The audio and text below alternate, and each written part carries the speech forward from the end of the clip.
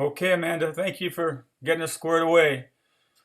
Well, ladies and gentlemen, welcome to the 2021 FisherPoets Gathering. Who would have thunk it? But thank goodness we've got the technology and the will and the skills and the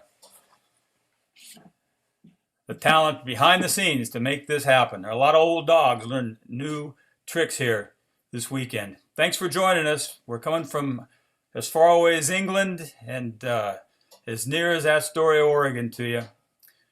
Tonight's the 24th annual FisherPoets Gathering, the first annual virtual FisherPoets Gathering. Thanks for bearing with us. We're going to give it a go. So tonight we got a lot of people from the East Coast to join us because of course it's later there. It's 9 o'clock back on the East Coast right now. And one of the joys of the FisherPoets Gathering has been to knit cultures together, fishing cultures from several coasts. And in the recent years, we've had a lot of friends who've come from the East Coast to join us. But today they don't have to make that long trip. But Mark Lovewell comes from Martha's Vineyard, Massachusetts, the voice of shanty and sailing maritime culture back there. Mark, thanks for joining us tonight. We're looking forward to hearing from you. There we go. Everybody okay here? We're good?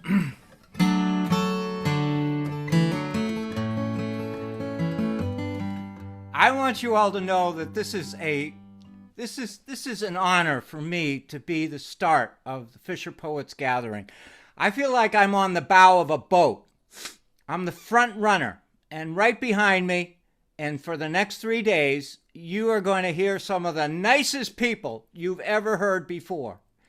And they're friends, and they're people that you're going to want to know really well, and you're going to learn some really cool things. And I get to be in front of them, and you get to start with me. And what an honor. What a true treat. And thank you so much for this. Normally I sing a sea shanty when I'm with the guys and gals, but this year what we're doing, I'm doing a fisherman's love song.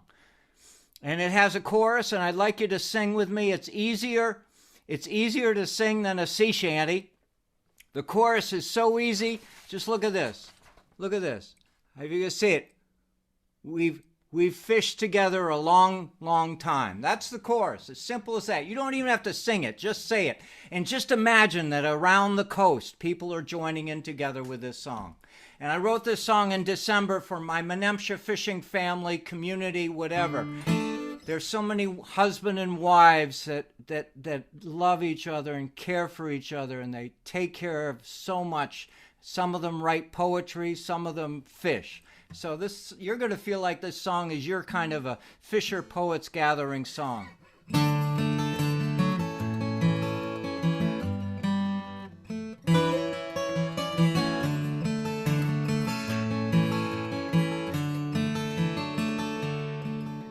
The fire burns bright in the farmhouse, fireplace, closing the logbook.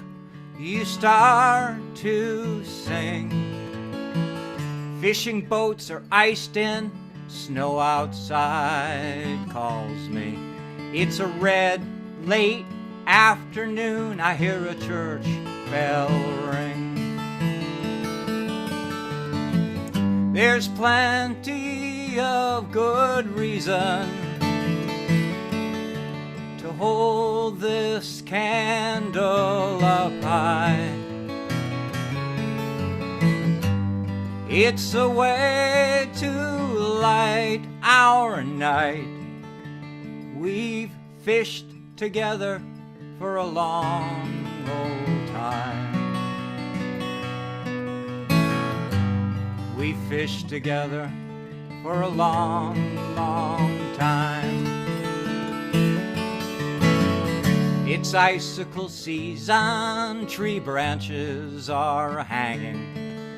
A smoke trail rises over the hill. You said goodbye to summer when we stacked all that firewood. Time to nestle amid the chill.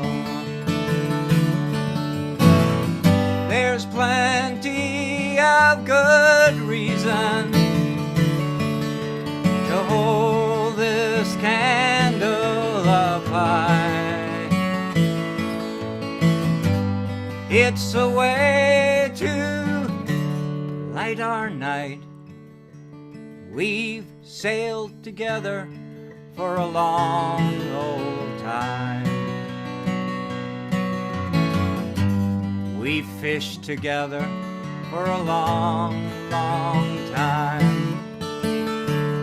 All right, this is the last verse. Your poetry warms me as frost covers the window of a winter, a frozen harbor by the sea. Wouldn't it be merry if I kissed you again, sitting with a blanket and your hot cup of tea, sitting with a blanket and your hot cup of tea. There's plenty of good reason to hold this candle up high. It's a way to light our night. We've fished together for a long old time. We fished together for a long old time.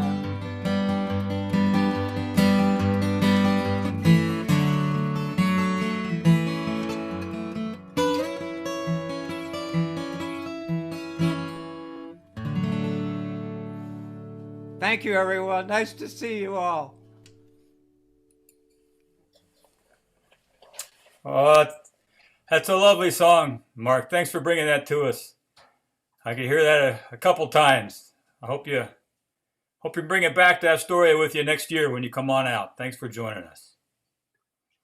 Well, next up is Buck Meloy, a charter member in the FisherPoets Gathering. He was there at the beginning, and his memories of it are not always mine. It was interesting to talk to him about that. My memories might be failing. He was a Prince William Sound drift gill netter for a long, long time. And it's nice to have you here tonight, Buck. Thanks for joining us from Bellingham. Thank you, John. And I'll get right on it. Here's why FisherPoets is here to stay. In February of 1998, I was cajoled by John Van Amerongen to join a small group of guys in Astoria to read stories or poems in the Wet Dog Cafe. I knew Van Am from when he accepted a couple of my fish stories to use in his monthly fishing magazine, but I had no desire to drive 5 hours from Bellingham to read a story to a few strangers, so I said no. However, after thinking about it for a while, I called him back and said yes, he had been helpful to me and it might be an opportunity for me to learn how to write better. So on a cold, rainy February day, I found myself in the Wet Dog Cafe with a bunch of damp, scruffy-looking guys like me, holding ruffled pieces of wet paper and wandering around like me. Most of their reading had nothing to do with fishing, and there was no control over time or content. Eventually, the Wet Dog pushed us out into the rain to find a space elsewhere to finish our ditherings. Oh well. A year later, I couldn't resist returning. This time, the event had limits in form, and it was indeed wonderful. Jon Broderick, Pat Dixon, Dave Densmore, and a bevy of others had brought in good sense and substance. It now truly had become the FisherPoets Gathering that is still growing with us today. Every year attracts more voices who still perform and are viewed as special in their varied styles. And Gino Leach, Mo Bowstern, Toby Sullivan, Clem Stark, Jen Pickett, Jon Broderick, Richard King, and many others. Readers, musicians, poets, and singers have grown steadily each year, and listeners and happy watchers grew right along with them. In only 1 year, had fewer people shown up than during the preceding year. It took blustery snow and ice on the roads across most of Oregon and Washington to daunt them. 3/4 of the presenters arrived in Astoria anyhow, but only half of the audiences did. That was the most casual and enjoyable Fisher Poets event ever.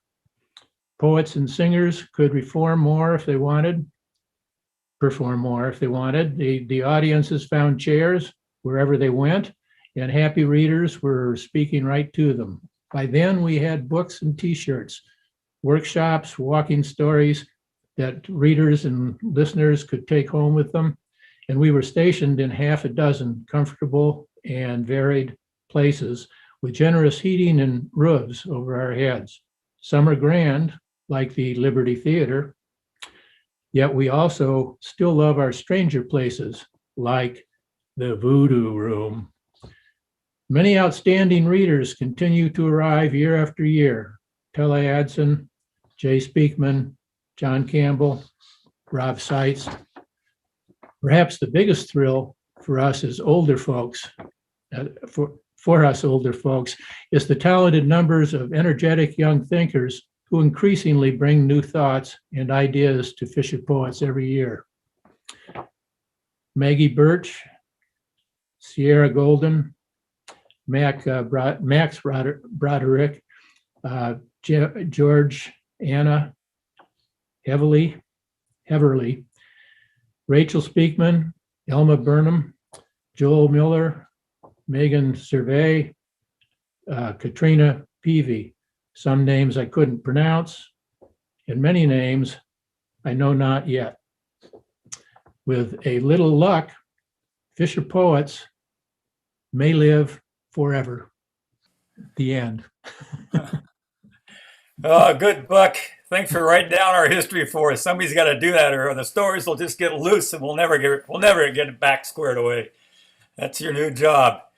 Thanks for bringing that to us, Buck, and thanks for coming every year since the beginning. It's just it's great to have you every year. Well, next up, we've got Clear from Manhattan. I think he's in New York, and I believe it's Manhattan. I did a little Google search on him, and Ken Samuelson got there somehow. I don't know how he got the Manhattan from Southeast Alaska, but we're glad he's here with us tonight. Thanks for coming, Ken. You're welcome. Yes, it's my pleasure. This is a great event. This is my wife, Marilyn. She's going to sing harmony. And I fished in Alaska for 7 years, and I wrote this song about sailing home after the end of a long king crab season. And once you load it up, you would head south to Dutch Harbor. You'd sell the load and then move on the long trip back home. This is called A Long Way Home, and it also has a repeating lyric that you can sing along to. Oh, the Bering Sea's stone cold. It's a long way home, with a cut to the bone cold. It's a long way home. The crab pots are stacked high. It's a long way home. I hear the faraway gulls cry.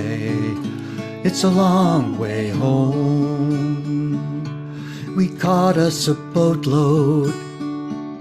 It's a long way home.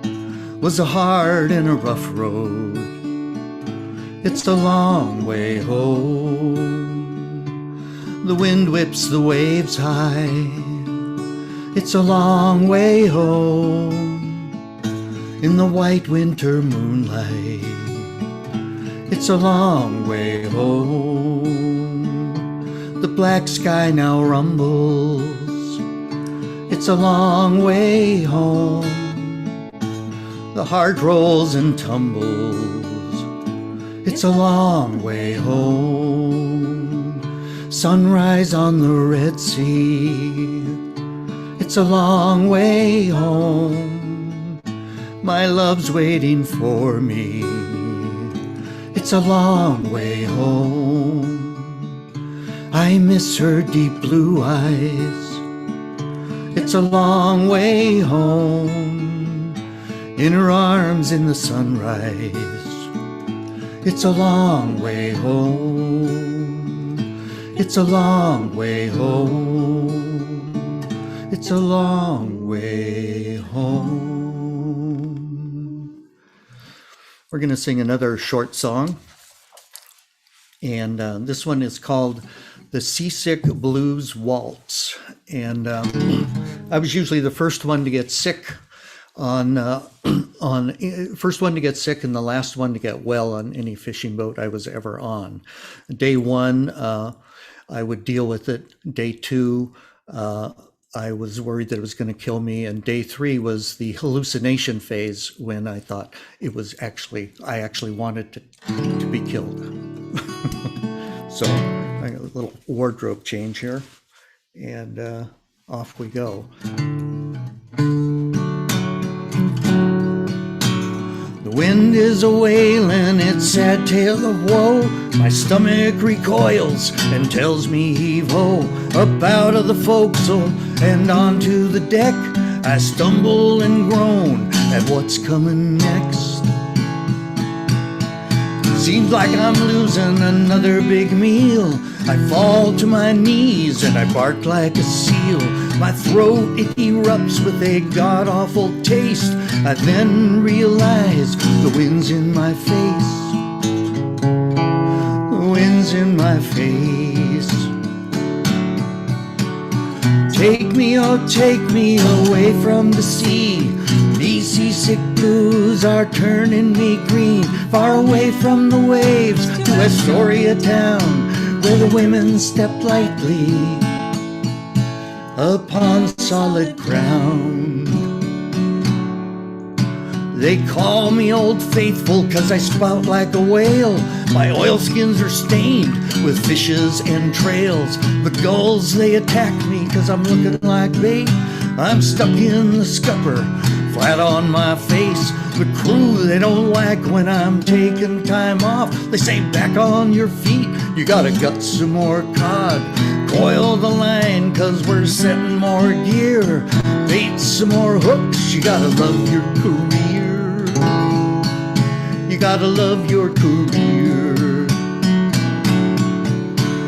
Take me, oh take me away from the sea. These seasick blues are turning me green. Far away from the waves to Astoria town, where the women step lightly upon solid ground. Thank you. Thank you. Well, thanks for joining us, you guys. Gee, it's just a thrill to have you come join us and clear from New York, if you can imagine that. I hadn't heard that other song. That's really fun. Ken, thanks for bringing it. Well, next up is more of a New England for us. Larry Kaplan is keeper of Northeast musical traditions and a creator of tradition as well. And he comes always from Essex. Larry, I understand you're coming from someplace near London, England tonight. Right. It's not the voodoo room, but close. Thanks, John. It's always an honor, pleasure to be part of Fisher Poets this year and all the others as well. So I'm going to sing a song about Gail Huntington, an old friend of mine who lived to be 91 years from the island of Martha's Vineyard, where Mark lives and is from. In his lifetime, Gail was a fisherman, a farmer, a fiddler. He was a town gravedigger for a while and a high school teacher. But most important, he was a collector of music. And one of his students found a log, a sailor's log in the landfill in Vineyard Haven. And in that log were a collection of songs that later became the basis of a book called Songs the Whalemen Sang, which is many people's minds a definitive collection of songs of the sea, but whaling in particular. And that led on to a great career in more collecting and writing. And then posthumously, he published a book called The Gam 21 years later. These collections have found their way all over the world, from East Coast to the West Coast. And the thing that's so important about them is that they're stories. And Fisher Poets is really a gathering of storytellers. So it's really an honor to sing this song. I wrote it after a long trip on the Vineyard with Gail in his car that had only 2 working cylinders. So this is a song for Gail.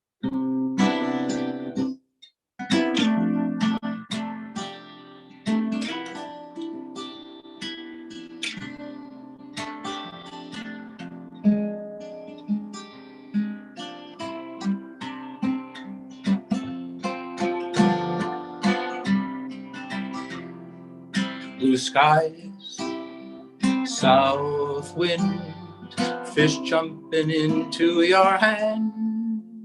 What a time to be working, old Nantucket Sound. The islands into the mainland.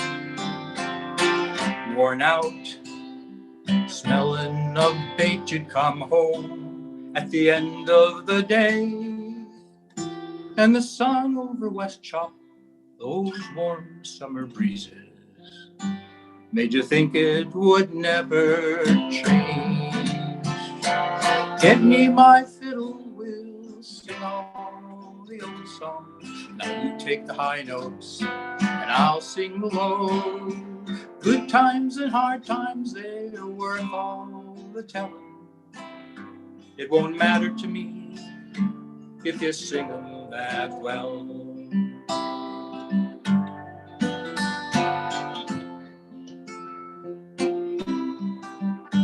I remember the time when you worked for a living, pushing hard just to get back to shore. When you busted your back, or you just wouldn't eat. They don't talk much of that anymore. When you sat with the old folks, fell asleep from their stories, stayed awake with a howling wind, sang your songs till the children were all tucked away warm. And the night tide come rolling back in. Get me my fiddle, we'll sing all the old songs. Now you take the high notes, and I'll sing low. Good times and hard times, they're worth all the telling. It won't matter to me if you sing them that well.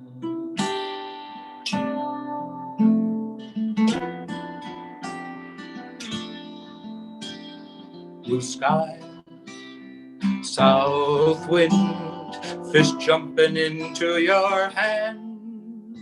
What a time to be working, old Nantucket Sound. From the islands into the mainland. Get me my fiddle, we'll sing all the old songs. Now you take the high notes and I'll sing the low.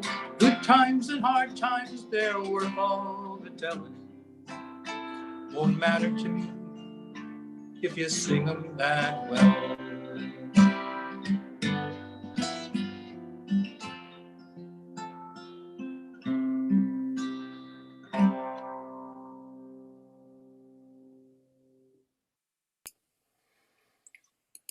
Lovely song, Larry. Lovely song. Thanks for bringing it to us and staying up so late. Go get some sleep. It's 2 in the I'll morning stay. where you are, I think. I'll stay awake. I'll watch. Thanks. Oh, boy. Thanks for joining us and bringing that lovely song to us. Well, next up we got from Sulphur Springs, Arkansas, I believe, our cross-cultural ambassador from cowboy culture. But I have to tell you, ladies and gentlemen, he's also an experienced Nishigaak set netter. So, Ron McDaniel, we're glad you're back.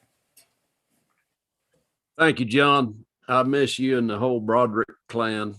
And I got a real short piece tonight, but I'd have to tell you, I'm not really liking this. All I can see is my face, and I get a belly full of that before I even get done shaving every day. Fisher Poets for me, I showed up 14 years ago knowing 3 people, and now I know hundreds of people, and you welcome me every year. You've invited me throughout the year to come see your life. I've been to Alaska, Washington. I've been in your homes. I've been to some of your weddings.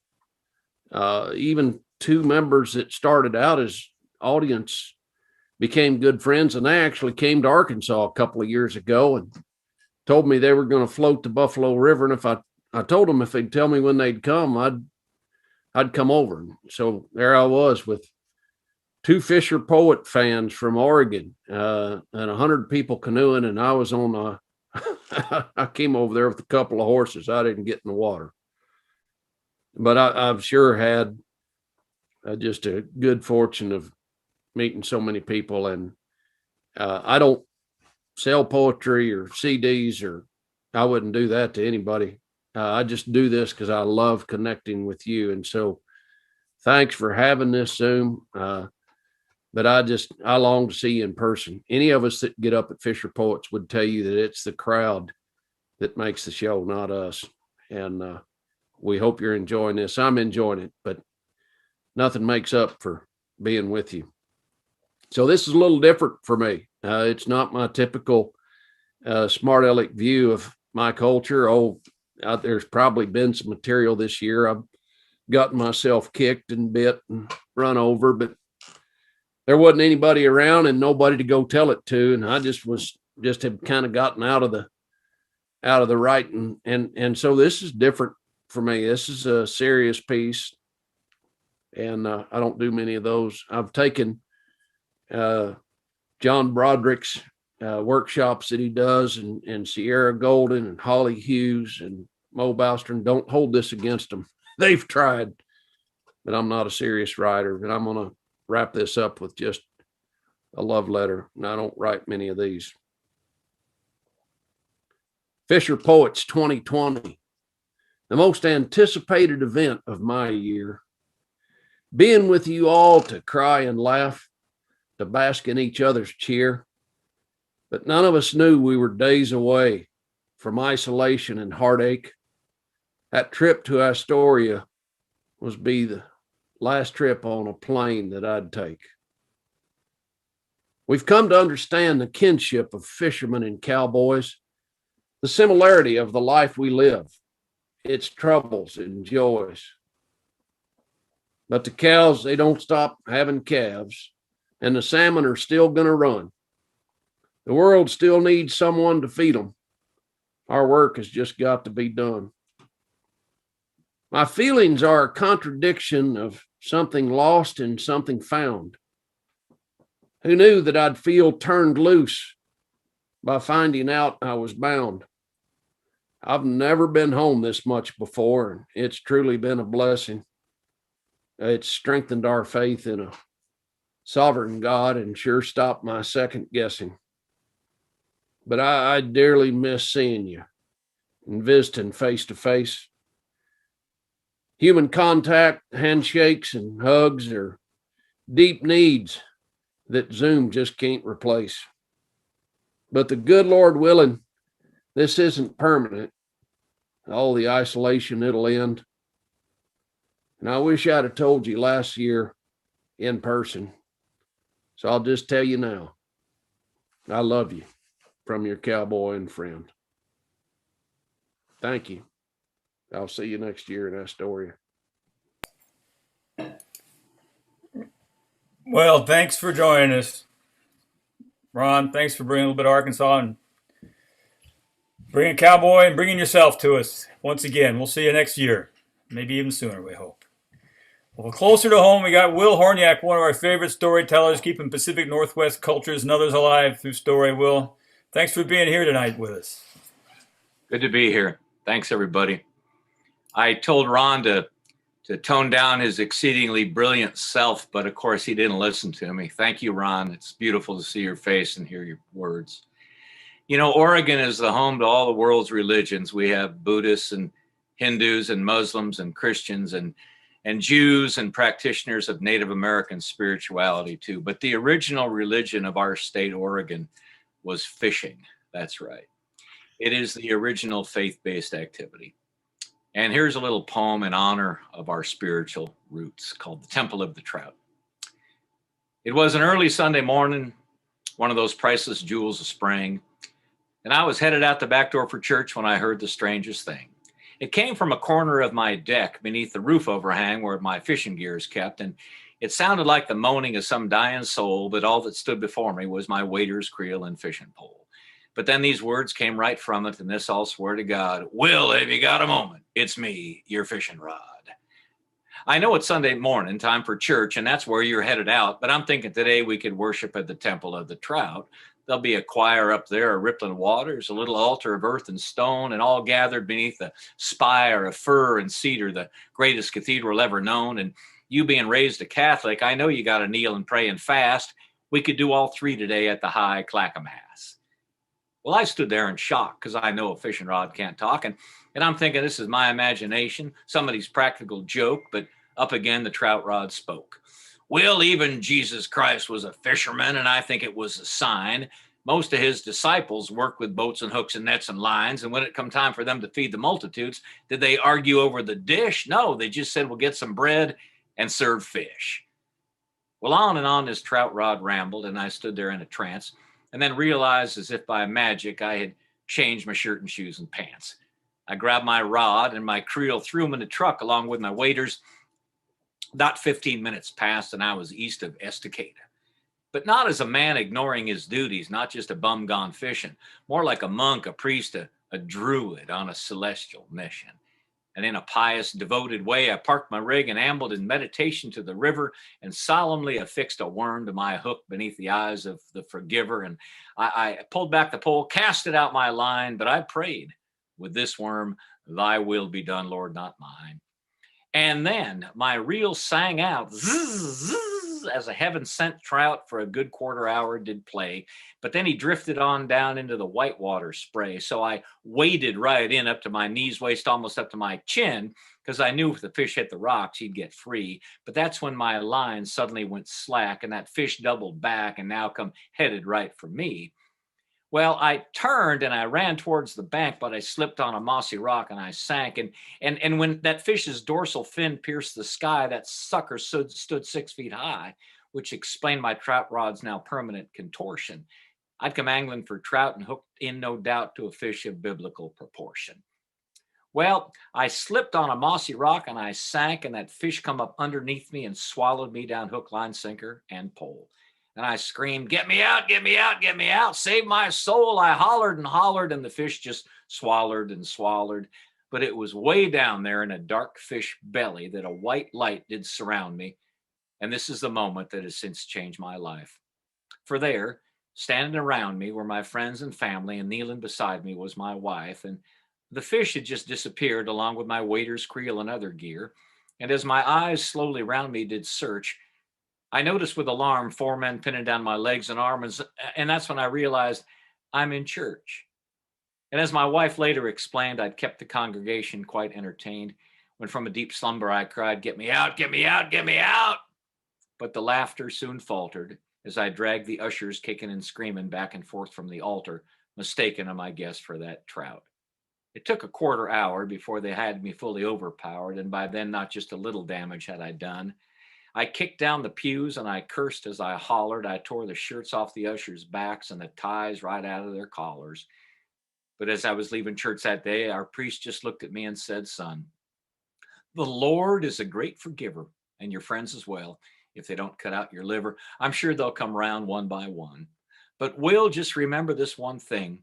Whenever you're tempted on these beautiful Sunday mornings of spring, by the bass, the salmon, the steelhead, the sturgeon, even the lowly little perch. Remember, the Lord can everywhere be found, in every rock and tree and square inch of ground. And so, son, seek him there and keep out of my church. And that's the Temple of the Trout. Thanks for listening, everybody, and thanks especially to all the volunteers and helpers who have kept this Fisher Poets boat afloat this past year. Thanks so much. Well, thank you, Will. Thanks for bringing that story to us. Church might seem a little different next time we show up to ourselves if we doze off. So, good. Well, next up we got Hobe Kytr. Hobe's also a charter member of the FisherPoets Gathering, one of the first guys we called when we had the idea in the first place. He knows more about fishing history and the history of the Lower Columbia than the rest of the FisherPoets put together. A real advocate for commercial fishermen on the river, and my favorite banjo player. Thanks, Hobe, for joining us tonight. It's my pleasure to be here. I wish we could all be together, but it is what it is. This is our COVID careful virtual edition, and we're lucky to have it. And thanks to Amanda Gladys for shepherding us through this process. We certainly need her technical skills. This is a song about seal hunting, back when hunting seals was not only legal, it was considered necessary. The Oregon Fish Commission for many years sponsored bounties on seal scalps to protect the value of the Columbia River fishery. Bill Pustinen was one such bounty hunter, and his boat was a double-end bow picker with a Rube Goldberg cabin. It was called the Gray Ghost.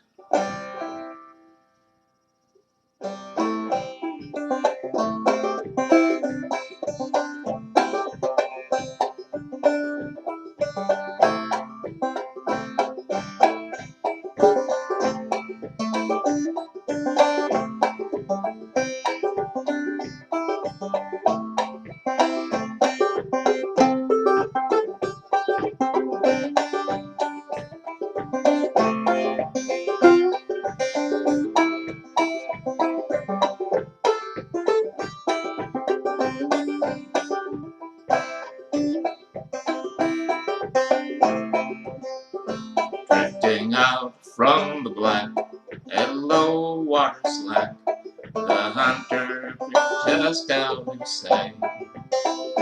With the mist swirling round, he made not a sound, drifting closer in the early morning light.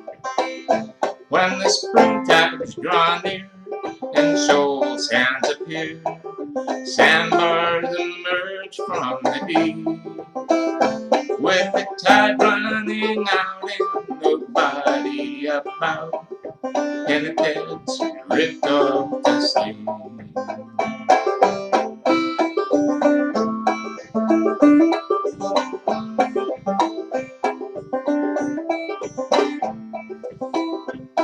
A rifle goes crack at low water slack. The engine turns over and starts. The panic begins, all flippers and fins, as bellowing loudly they are. When the Gray Ghost came round, they all knew that sound. It's a lesson every seal learned. No predators they were, they had to beware when the bounty hunter returned.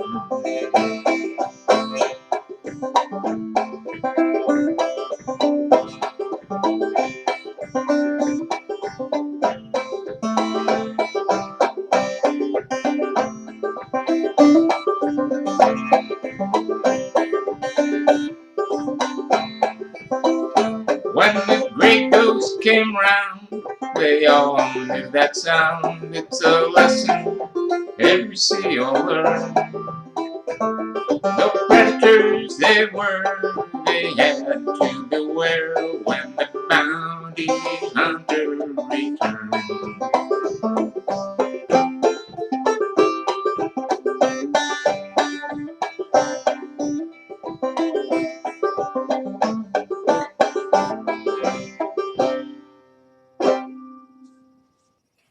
Well, Hobe, that showbiz always leave us wanting more, huh?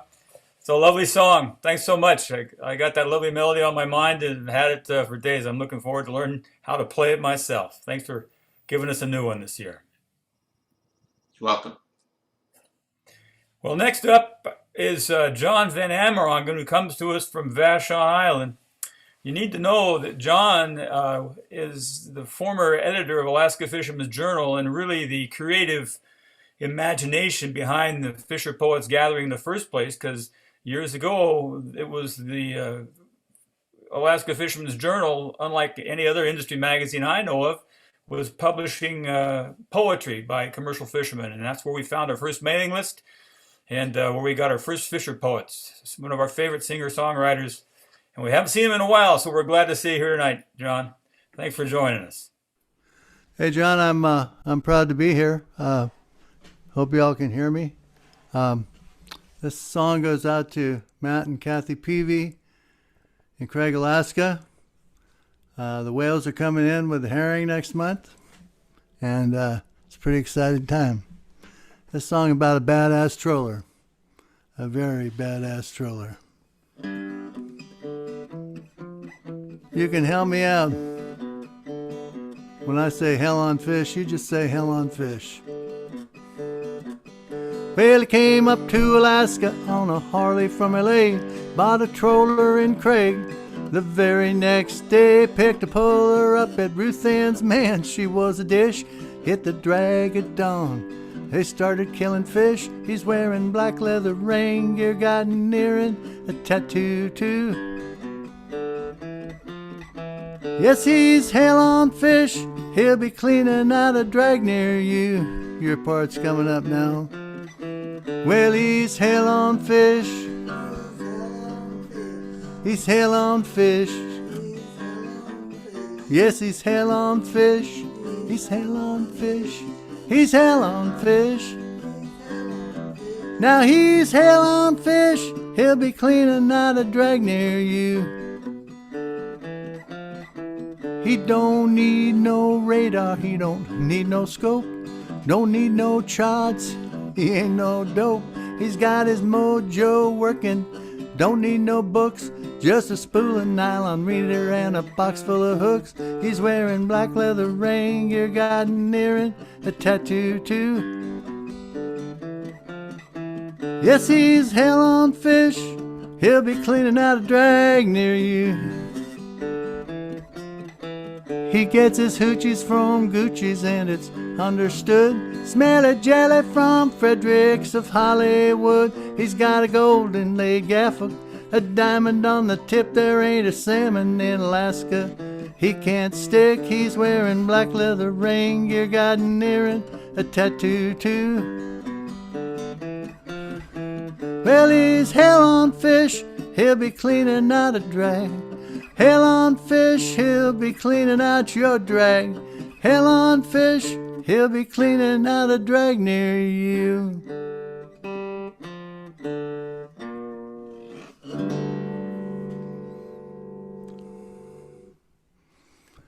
Everybody needs a greenhorn song because we're all greenhorns. This is the greenhorn song.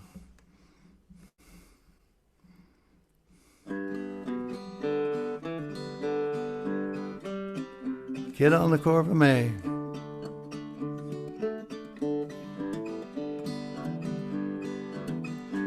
Now when he hopped off the ferry in Ketchikan, he was fresh as a little pup. Waltzed on into the sourdough. Us boys at the bar looked up. Now here's a kid from Ballard. Oh, he'd come a long, long way to fill his wish and kill some fish on the dock by the Corva May. Well, his cheeks were pale and shaven, his long hair long and straight. Didn't smoke or chew no snooze at all. He didn't talk much while we ate. He didn't cuss or fart. He couldn't read a chart. Real greenhorn, you could say.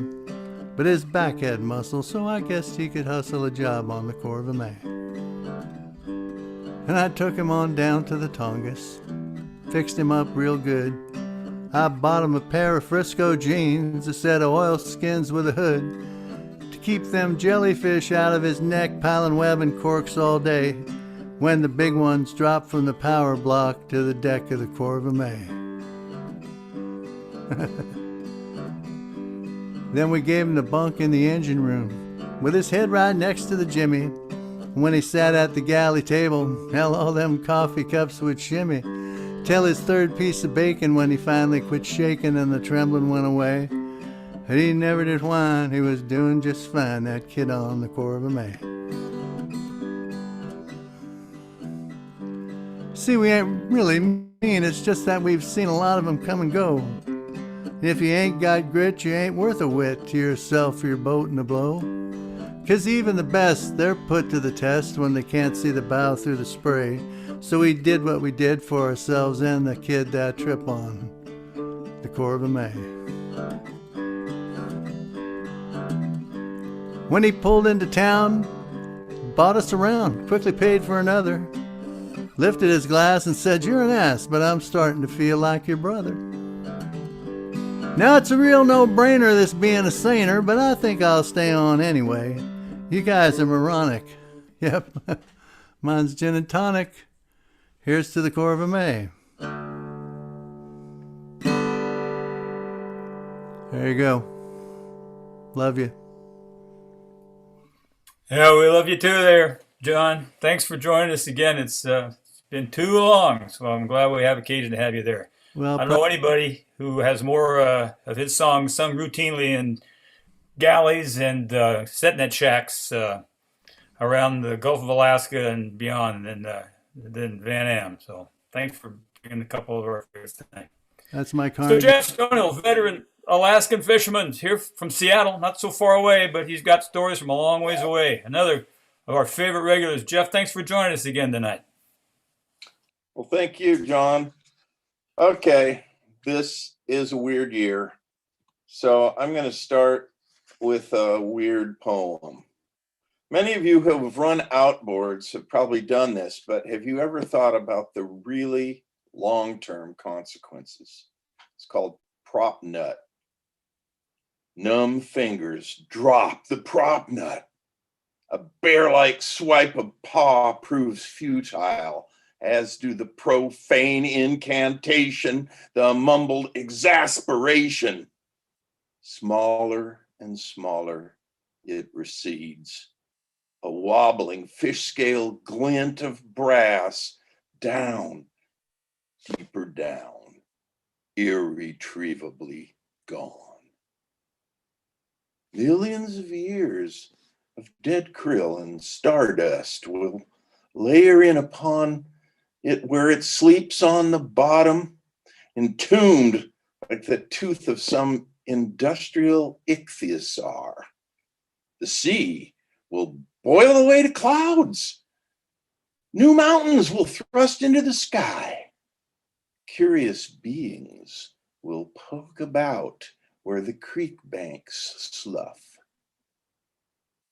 Found a fascinating fossil today, and when I chipped the marl away, hexagonal and smooth it was, but what it was I could not say.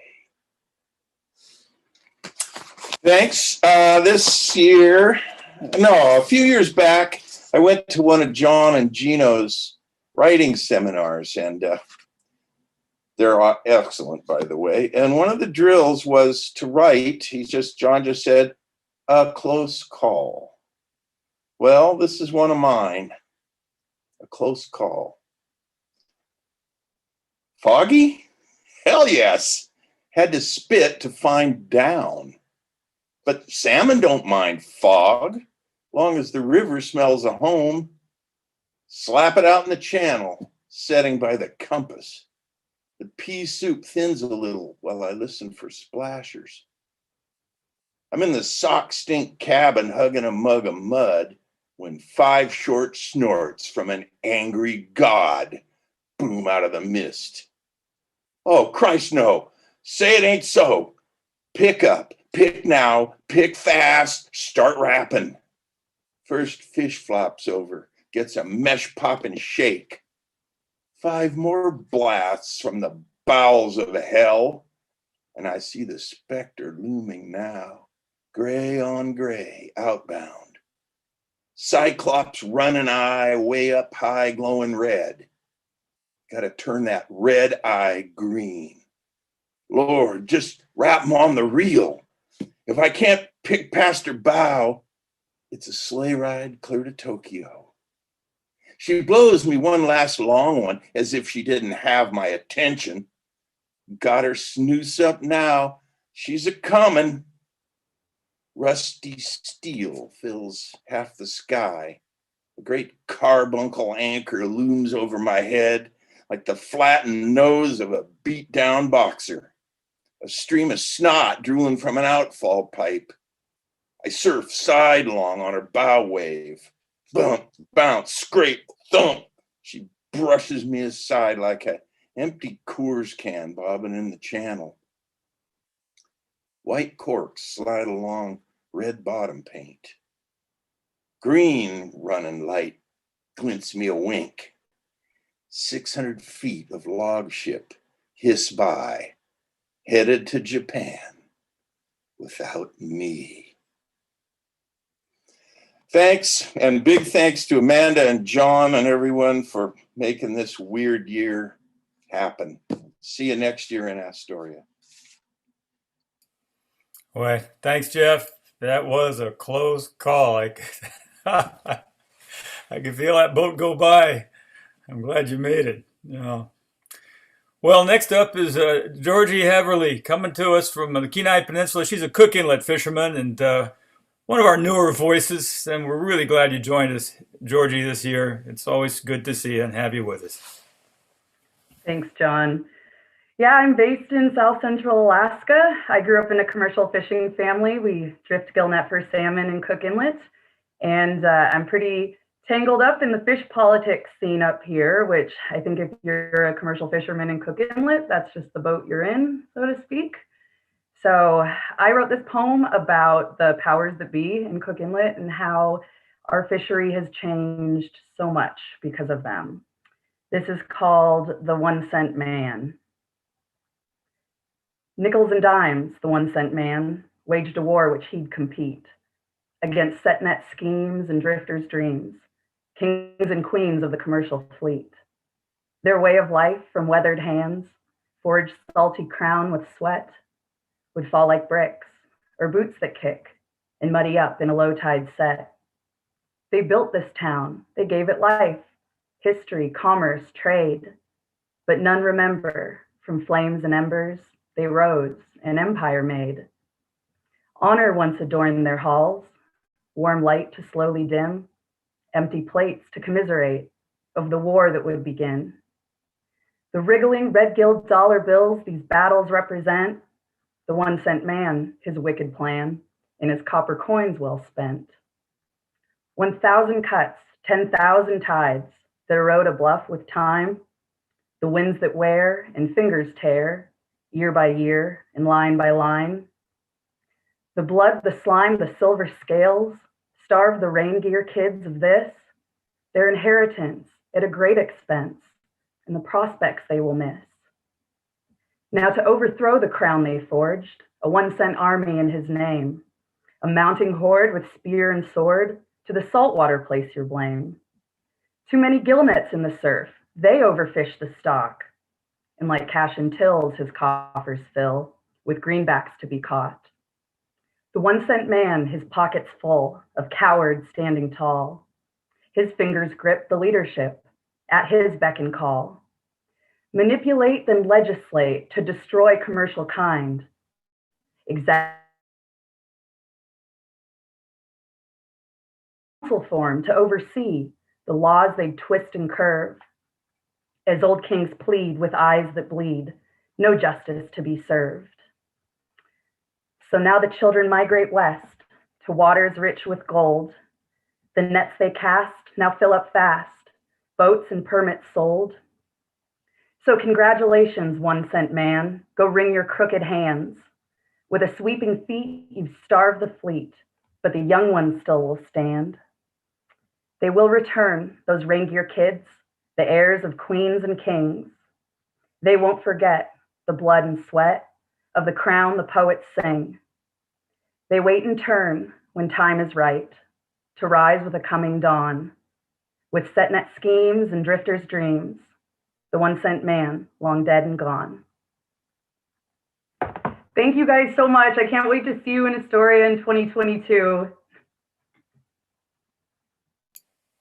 Thank you.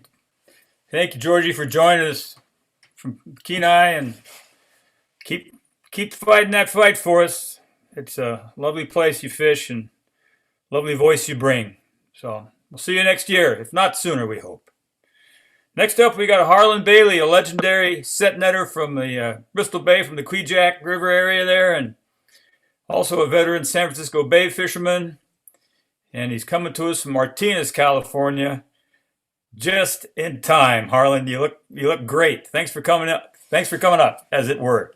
Thanks for inviting me. It's really great to see all of you tonight. Good to be here. Thank you. The other night, I asked my wife for a little loving. She left the room so I could have a little privacy.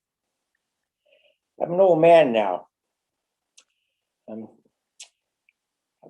was in the Army for 3 years. I've been married for 45 years. I've been in fisheries for more than 50. All these experiences working in crews have made me actually cherish my privacy and my solitude at this point in my life. I took my first expedition up to Bristol Bay, Alaska in 1971.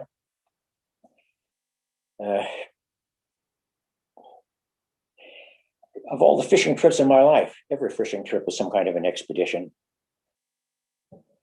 We staged this trip out of Naknek, Alaska, at the old Nelbro Packing Company. We had old wooden boats in those days, so we had to do a lot of work, painting and scraping and caulking, and beside hanging gear. And in a week or so, we were out. We were out to sea.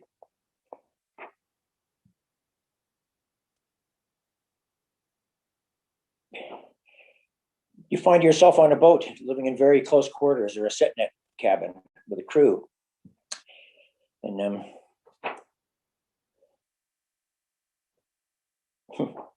you get to know these crew quite well. My first trip up, there was a fellow on the boat who was shaving in the coffee pot. You know, and the longer he did that, the more annoyed people got. I spent 1 year working on a Rawson. Those are very small. There were 4 of us on the Rawson, and it's tighter than a submarine. And my head was 18 inches away from the feet of a man who was stuffing rolls of toilet paper and Snickers candy bars in his mummy bag. That kind of helped him feel a little better, I guess, the hoarding. And every time he'd move, it'd make a racket. One of my old crewmen up in the set net shack, when he fried potatoes, he used to cut them up in little tiny cubes, and then he'd turn them over one at a time. Just like that. It took a long time for him to fry potatoes. There was the kid that didn't tuck his rain gear into his boots. I wondered why his feet were wet. A couple of weeks later, that's what we're doing. The great day finally comes when the captain comes out and says it's time to pick up the gear. And all of a sudden,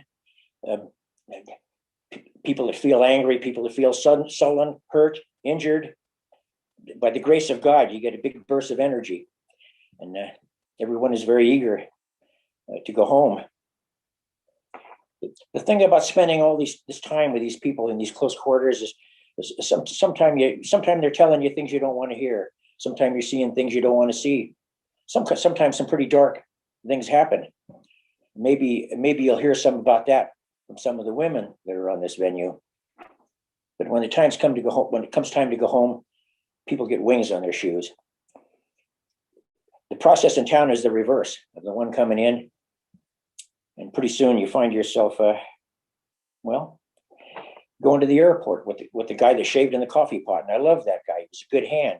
And I think he's funny. I hope he fishes with me again. And I'm going to tell people about him shaving in the coffee pot. And the guy that turned over all the little potatoes, he was a good cook. And the kid that had wet feet, that was me. Everything is fixed. We're going home. A long time ago, before the pipeline, Anchorage was kind of a city like Dodge City. Everybody was cowboys. They came They went into Anchorage. They funneled through Anchorage from all these fishing operations, from mining operations, construction, all kind of things. When they got to Anchorage, they were like cowboys. They had money in their pockets, steam to let off. Some years ago, I'm at King Salmon Airport. This is not too long after they took down the little log cabin terminal, put up a new building. And I'm standing in there in line with a bunch of people with our duffel bags and our ice chests. And people are yammering about going to Anchorage, and we're going to, spend the weekend there, spend some time in Anchorage. I go to the men's room for a little respite and go down to the end stall by the wall. And I don't know, I sit down and relax for a few minutes. This is the first time I've been alone in 2 months. I'm thinking, I've work to do at home, work that I don't want to do.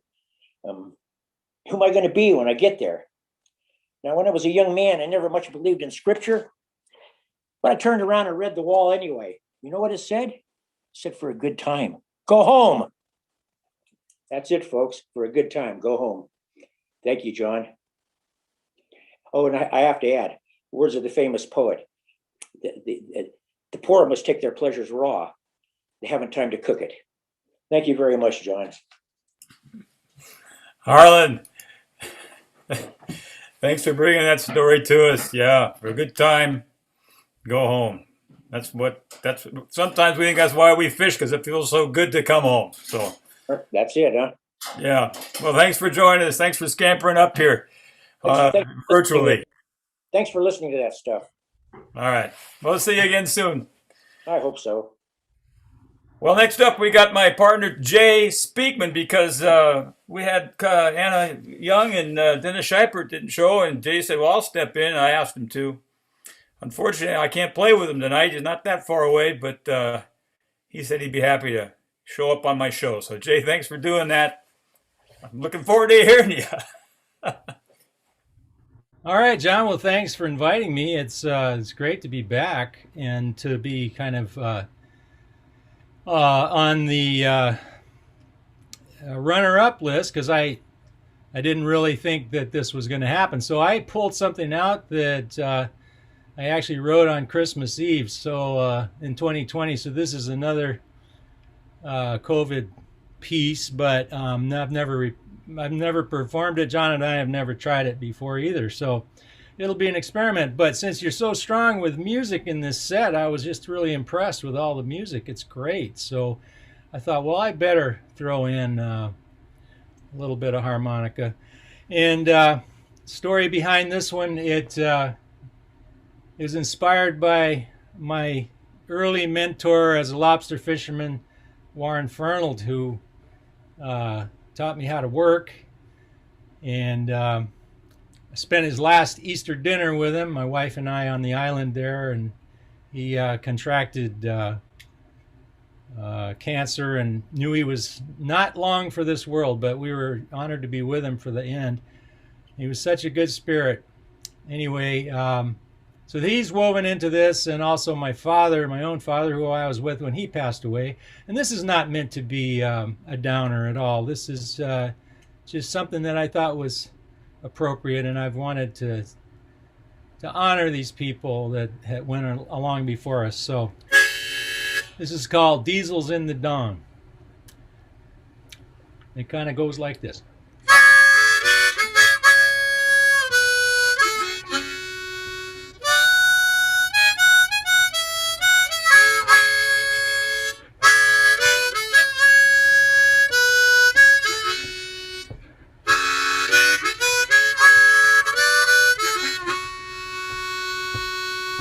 Lying in the infirmary, demons in my head.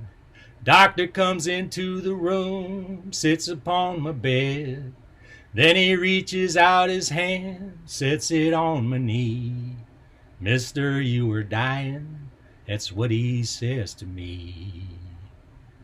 Well, I ain't afraid of dying, but I don't care to die alone.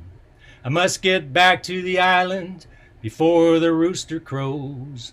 Take me back to the island, for that's where I belong.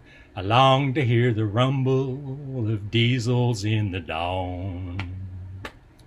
You see, I've been a fisherman since the age of 9. and I shall be a fisherman when I reach the other side. I name my boat Avelia, I'll paint her white and gray, and I'll fish an endless string of gear across the Milky Way.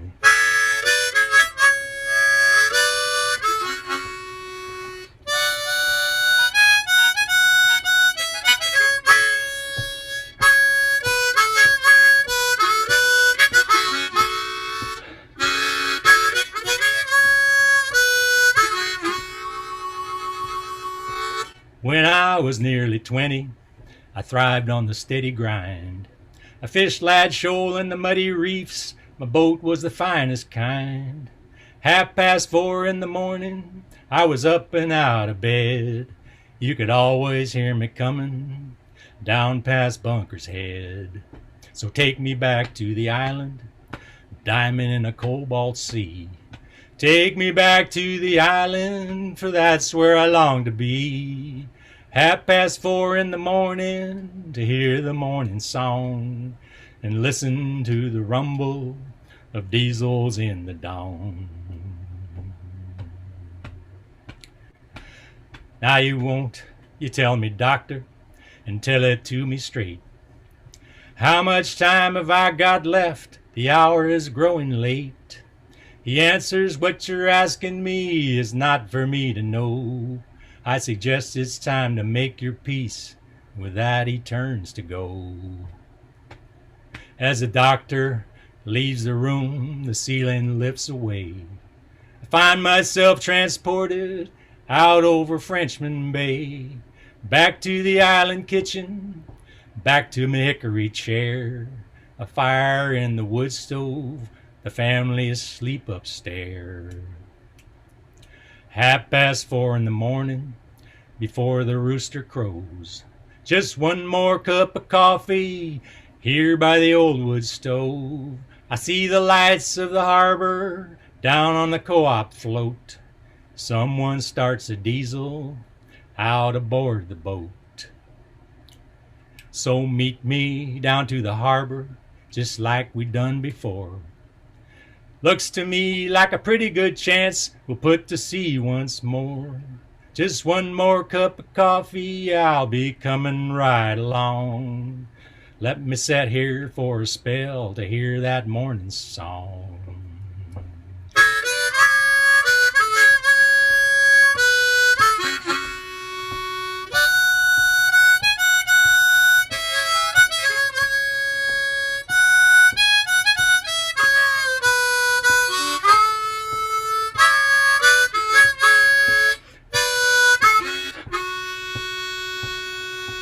Take me back to the island, diamond in a cobalt sea.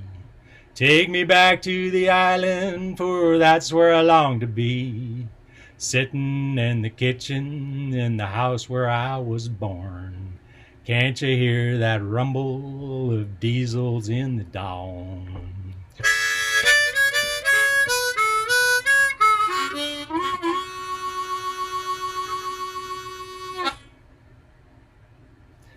Thank you. Thanks for having me, John. Glad to be back. Oh, Jay, you're pretty good. It's you're kind of a hard act to follow. Well, we're all hard acts to follow tonight. Well, nobody has to follow this one.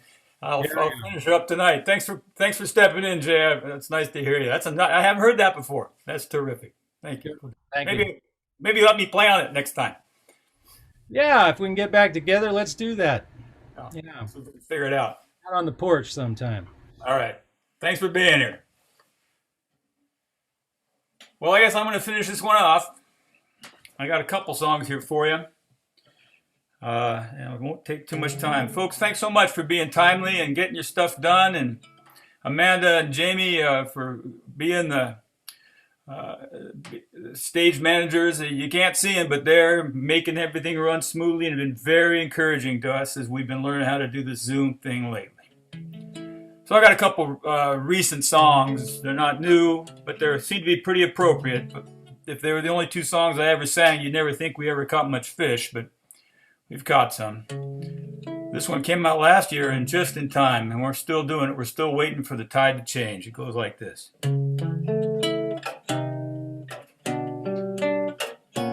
think so. Well, the bay was flat, the night was noir. They were doing about 30 when they hit the bar. Now they're waiting for the tide to change. You can push, you can pull for all you're worth, but that's why they call the planet Earth. Sometimes you gotta wait for the tide to change.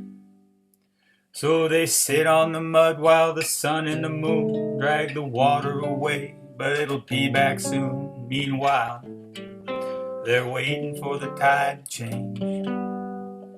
Somewhere fish are going by, somewhere nets are going dry. Is she rising yet? Pete asked Bill. Well, he just checked, it's ebbing still. So they're still waiting for the tide to change. Well, you can drain the bilge, you can sit and think, you can curse your luck, but you're not gonna sink while you're waiting for the tide to change. Somewhere, though you're still hard aground, out there somewhere the tide is turning round. Well, they could have lost sleep about the fish they missed. They could have got angry, they might have been pissed while they was waiting for the tide to change. They could have taken a walk, but the mud was too deep, so they hunkered down and they got some sleep.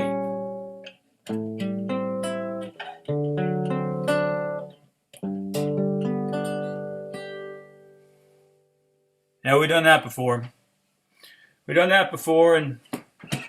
And then here's another one. It's nice to be with everybody again tonight, and it's that's the main thing, getting back together after for a good time, go home. This is about that kind of thing.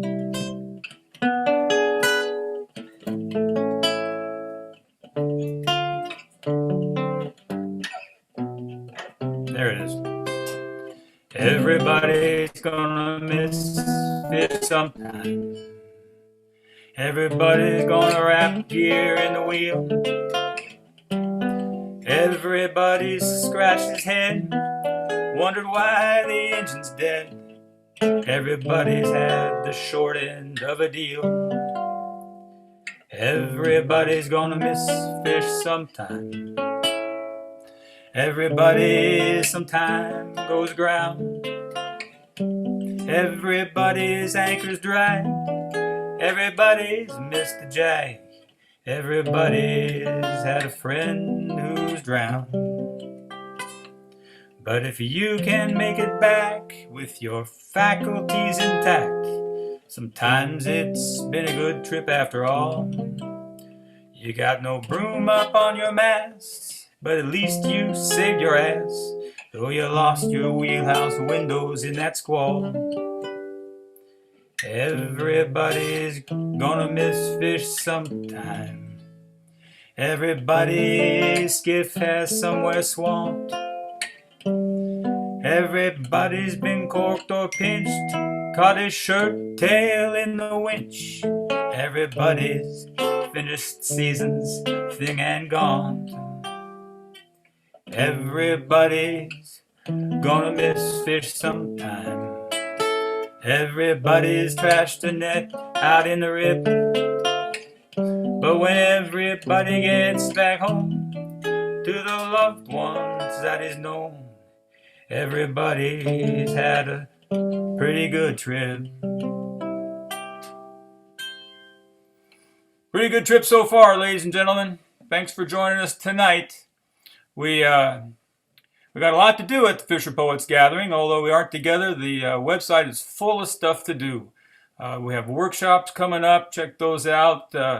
We've got interactive things, exhibits to visit, galleries to visit, movies to watch. A guy could be busy if he wanted to be. And this year it's all free.